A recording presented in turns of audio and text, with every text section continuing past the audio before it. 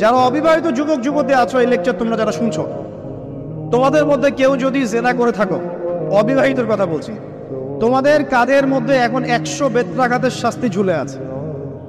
সূরা নূরের 1 থেকে 3 নম্বর আয়াত পড়ে দেখবে, অবিবাহিত যুবক যুবতী যদি জেনা করে তাদের শাস্তি হচ্ছে 100 বেত্রাঘাত, তাও জনসমক্ষে, এবং এক বছরের জন্য নির্বাসন। এই বিধানগুলো যদি পৃথিবীর কোনো দেশেও না থাকে, আসমানে আছে। মরার সাথে সাথেই এই বিধান কার্যকর হবে ইনশাআল্লাহ। বাঁচার মধ্যে কি একটাই উপায় আছে। এই লেকচার কানে চলে গেছে, অনতি বিলম্বে অজু করবে, অজু করে খালেস ভাবে রাতের শেষ রাতে জায়নামাজ বিছাবে, জায়নামাজ বিছিয়ে আল্লাহর সামনে দাঁড়িয়ে 2 রাকাত নামাজ পড়বে, পড়ে নিজের পাপের কথা স্মরণ করে চোখ দিয়ে দরদর করে পানি ফেলে দিবে, আল্লাহকে সেজদায় গিয়ে বলবে, আল্লাহ আমি জেনা করেছি, আমাকে মাফ করে দাও, আমার এই পাপের কথা কেউ জানে না, তুমি জানো, মাফ করে দাও। এই মাফ নেওয়ার পরে আবার ওই যার সাথে করেছেন ওর সাথে আবার লিঙ্ক আপ করার চেষ্টা করেন না।